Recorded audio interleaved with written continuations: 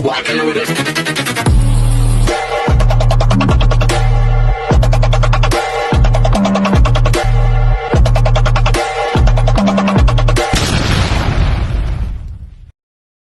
Hi everyone! Good evening! I'm back! It's your Mama Sam dito sa Sam Sam TV. Kamusta naman kayo mga amigo, amiga, kumare at kumpare? Sana lahat kayo ay okay at safe ngayong gabi. Syempre kung akong tatanungin ninyo, eto naka-shower na ako, naka-dinner na kami. At kung ano naman ang dinner namin tonight ay, ang dinner namin kanina yung chicken na may basil na medyo maanghang-anghang na manamis-namis. Ang sarap, promise. And then, plus nilagyan ni Noto ng kapartner na itlog na pinirito. Lagi naman may itlog yung pagkain namin.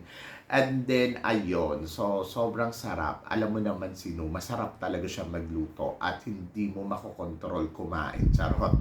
So, yun. At sana kayo din, nakakain na rin kayo ng almusal or ng tanghalian or ng inyong dinner. So, kung nasan man kayong sulok ng daigdig, ay sana lahat kayo ay okay at safe, di ba? So, yun naman yung importante. So, may nagtanong sa akin, sabi niya kasi, Mama Sam, ano ang reaction mo doon sa sinabi ni Paula Sugard regarding dito kay Kunan? Sa nangyayari nga dito sa Miss Universe. Kaya ang chika natin ngayon ay magbigay tayo ng reaction doon sa kung yung response ba ni Paula Sugard dito kay Kunan. So hindi ko nababasahin sa inyo kung ano yung sinabi ni Paula Sugard kasi for sure naman nabasa nyo na to ng bonggang-bongga. Ang sinabi lang ni Paula Sugard, syempre, ayun nga, magko-kontra-demanda siya. So, magdidemanda siya kay Kunan dahil sa paninirang puri. Kasi nga, di ba, sinabi nga doon sa message ni, yung money under the table. So, parang, nababayaran ba sila Paula Sugard? Ganon. So, medyo nakakaloka. At saka, ayun nga, sinabi ni Paula Sugard na hindi siya nagsasalita sa kung ano man ang pagbabago na nangyayari dito sa Miss Universe. So, ibig sabihin, hindi niya pala gusto talaga kung ano yung mga nangyayari ngayon dito sa Miss Universe. Kaya siya nag-resign. Dahil ayaw niya siguro yung mga bagong patakaran, yung mga bagong pangyayari. Alam niyo, sa totoo lang, medyo nalungkot ako dito. Lalo na yung nag-resign si Paula Sugard kasi nga syempre parang feeling ko okay lang na si Kunan ang may-ari ng Miss Universe kasi nandiyan naman si Paula Sugard. So, alam ni Paula Sugard kung paano patatakbuhin kasi siya yung presidente. So, alam ni Paula Sugard kung paano patatakbuhin ang Miss Universe. So, parang feeling ko safe ang Miss Universe pa rin kahit si Kunan ang may-ari. Kaya alam yung nag-resign na si Paula Sugard, nung una si Esther, medyo nalungkot ako. Yung si Paula Sugard na naloka na ako. Yung kay Emmy naman parang wala lang, dead malang ako. Kasi parang feeling ko si Paula Sugard talaga yung importanteng tao na nandiyan sa Miss Universe. Kasi siya talaga yung nakakaalam mula noon hanggang ngayon kung paano patatakbuhin, kung ano yung mga dapat gawin. Saka parang feeling ko hanggat nandiyan si Paula Sugard, walang dayaan na magaganap. Ganon. So, yun. Ganon ako kakumpiyansa sa kanya. But, yung nag-resign siya, syempre, nalungkot ako. At talaga namang sabi ko, nakakaloka. Pero yung mga pahayag ni Paula Sugard, medyo napapaisip na tayo doon na talagang may something talaga. And then, ayun nga. So, unti-unti sa kanila na rin naman pumutok yung mga isyong to. Nung una, ayun. Diba? Si Kunan nagsalita na sinabi niya nga na keso ganito, keso ganyan. At sa bibig niya mismo nanggaling na talagang inilalaban niya yung mga bagay-bagay. And then, napansin ko lang dito sa pahayag ni Kunan na parang sila Paula Sugard siguro ayaw pumayag sa ganitong sitwasyon. Tapos ito naman si Kunan, inilalaban niya yung ganitong sitwasyon. So, hindi lang natin alam kung ano yung eksakto na talagang nangyayari sa kanila. And then, kung ano ba yung pinagtatalunan nila, ano ba ang inayawan ni Paula Sugard. Pero sa nangyayari ngayon, ay ayun, siguro marami pa tayong malalaman regarding dito sa Miss Universe, lalo na sa bagong owner at kung bakit umayaw si Paula Sugard. Siguro magsasalita na rin siya in the future. So, lahat yan. Ang hinahangad ko, sa totoo lang ngayon, actually, Ang maganda kasi ngayon lang mayroong co-owner.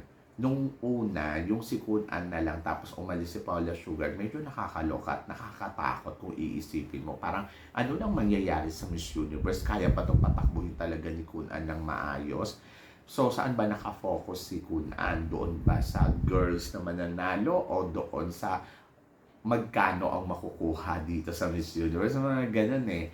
Kasi parang, syempre, ang concern kasi nila dito, di ba parang doon na rin sa mensahe ni Kun An, ngayon, ang concern is kung paano lalago talaga sila.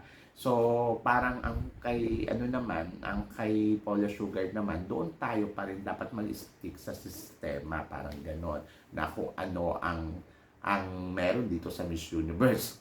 Ayun nga yung tinatawag na prestigious kasi 'di ba kung iisipin mo prestigious yung talagang iniingatan dito. Oo nga naman kasi ganoon na ka-brilliant talaga yung Miss Universe at kaya nila nabebenta ng ganyang kalaking halaga dahil sa pangalan ng Miss Universe. Kung iisipin mo nga dito, talagang grabe, kawawa ang pangalan ng Miss Universe. Sa totoo lang para sa akin ha, parang medyo nagamit talaga siya ng bonggang-bongga at pinag-aawayan pa ngayon, diba? So, yun. So, nakakaloka. I hope na sana maayos nila to nang hindi na nagkakademandahan. Sana mag-sit down sila at magtulungan kasi syempre yun naman talaga yung importante, di ba? Kasi para maingatan din nila kung ano yun dapat maingatan dito sa Miss Universe. Ganun lang yon. So, kung kaya naman nila mag-usap, mag-sit down, and then magbigayan. Kasi, alam mo sa totoo lang, kung ako talaga kay Kun An, hindi ko pakakawalan si Paula Sugar. Kasi, napaka-importanting tao ni Paula Sugar. Ayun nga yung sinabi ni Miss Hawaii na hindi, wala man si Paula Sugar, pero hindi nyo alam yung value niya, kung paano niya iniingatan talaga itong Miss Universe. And then, ayun, parang feeling ko magkakaroon patuloy na lahat ng mga winners na Miss Universe magiging side ni Paula Sugar. Yung iba naman, hindi ko alam kung kanino sila papahanig. So, yun. So, nakakaloka lang kung iisipin mo. And then, ako, para sa akin, tulad na sinabi ko kanina, medyo natuwa ako nung inawakan din to ni Raul kasi syempre parang feeling ko si Raul businessman talaga plus meron talaga siyang yung pagpapahalaga sa brand. Ayun yung naramdaman ko kasi parang kumuha pa siya ng bonggang-bonggang luxury na apartment para doon sa magiging winner and then nabayaran nila yung winner ng bonggang-bongga sa yung halaga talaga ng Miss Universe na yung prize, di ba, cash, di ba, pinakita din nila yon. And then, siguro, ayun, magiging maganda yung takbo ng Miss Universe because of Raul. Pero kung si Kun An lang, hindi ko sigurado talaga, promise. Kumbaga parang medyo nakakatakot. So, ang another side na kinakatakot natin dito, syempre, kung paano nila magiging, ano ba, yung tawag dito, patatakbuhin. At ayun nga, kung paano sila pipili ng queen nila. So, magiging, ano ba sila, fair ba sila sa lahat. Ayun yung mga inaabangan natin, lalo na this year. Kasi syempre ito yung unang-unang talagang taon. Sabi ko nga, sa first, medyo okay lang yan. Second, okay lang yan. Pero yung mga third, fourth, hanggang sa nakalimang taon na, medyo parang dapat maging stricto na talaga dyan. Kasi parang doon talaga na parang malalaman mo na kung ano ba ang ginagawa ninyo talaga dito sa Miss Universe at bakit naging interesado kayo, yung mga ganon. Pero sa una kasi, syempre, tinatry ko ding intindihin yung side nila kung ana. Syempre gusto nilang baguhin yung sistema kasi sila na yung bagong may-ari. Hindi naman po pwede na parang tatahimik na lang sila o sige continuous na lang yan at magbibigay na lang sila ng pera. Hindi ganon. Kailangan din siguro malaman nila kung magkano yung magiging income nila, magkano yung makukuha nila, at kung bakit sila tataya dito sa Miss Universe, ganon. So, yun din yung mga side na tinitingnan ko. And then, inaayos din nila yung lahat ng mga sistema na kung bakit bumaksak tong Miss Universe. So, ngayon, syempre, ang goal nila dyan, iangat. So, minsan iniisip ko rin, ang swerte din talaga ng Miss Universe kasi may Kun An na sumalo, miski papano. Pero ayun nga, problemado din kasi si Kun An. Kaya parang napapa-question sa kanya yung mga tao. Pero kung iisipin mo sa kabilang banda, matalino si Kun An, magaling kung paano magpaikot ng negosyo. Dahil kung iisipin mo, yung Miss Universe, binili niya ng ganito, na-inventa niya ng ganito, na meron pa siyang share. So, ibig sabihin, gano'n siya ka-intelligent kung paano niya patatakbuhin talaga yung Miss Universe at kung paano to aangat. Kaya lang, ando doon din sa kabilang banda, kung iisipin mo din, magagamit talaga yung pangalan ng Miss Universe kasi parang ayun binibenta nila ng ganong kalaking halaga. So, ayun lang, mga ganon. Pero so matutal, sa mga negosyo, syempre na nalugi, na gusto niyang magsimula uli, kung iisipin mo, talagang bibigyan mo sila ng chance, bibigyan mo sila ng time na maayos nila to hanggang sa maklaro na, hanggang sa dumating na sa punto na everything is okay, and then ayun na, titignan mo kung paano talaga sila magpapatakbo ng negosyo nila dito sa universe, ganon. Kaya lang, sa sitwasyon ngayon, medyo magulo kasi may mga butas ka nga nakikita na katulad na yung nangyari nung nakaraan sa Miss Universe, and then may mga nagre-resign, and then may mga sinasabi sila. Sabi ng ganun, dapat hindi na lang din sila nagsasalita kasi sila din yung masisira, di ba?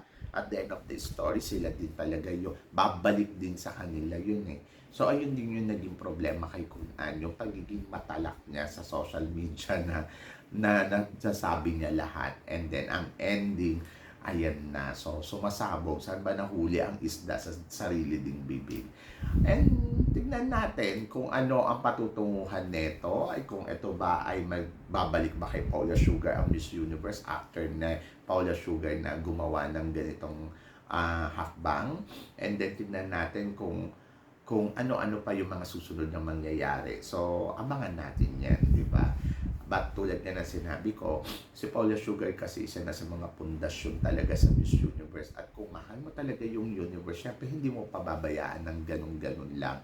And then, ayun siguro talaga din yung ilalaban dito ni Paula Sugar. So, abangan natin yan. So, sa ngayon, hindi naman natin alam talaga kung ano yung eksaktong nangyayari sa kanila, pero unti-unti nalalatag na sa atin. So, ayun yung abangan natin kapag nabuo na ang istorya. At saka na lang natin yan tignan kung ano ang susunod na mangyayari dito kapag gumawa na ng actions talaga si Paula Sugar dito sa sitwasyon na nangyayari ngayon sa Miss Universe. O, di ba? So, nakakaloka. So, ikaw ba naloka ka rin ba? At nagulat ka din ba sa mga pahayag ni Madam? Ako, ang reaction ko doon, oh my God, eto na, this is it na.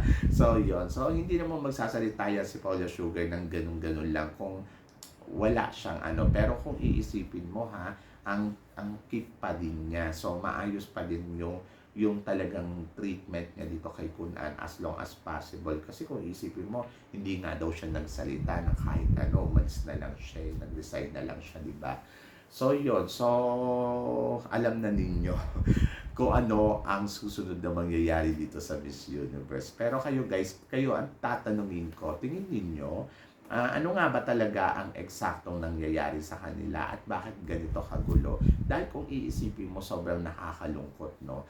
At tingin niyo guys, dapat nga bang ibalik kay Paula Sugar ang Miss Universe? At tingin niyo dapat bang i-continue pa to or kailangan talaga makuha uli yung share kay Kun An? So please comment below para at least malaman ko naman kung ano naman ang chika mo dito sa mga pinag-uusapan natin ngayon. So yun guys, syempre maraming salamat sa inyong lahat sa walang sawang suporta na binibigay ninyo dito sa channel ko. At sa mga hindi pa po nakaka-subscribe dyan, please don't forget to click like and subscribe my channel at i-click na rin po natin ang notification bell para lagi kayong updated syempre sa aking mga chika.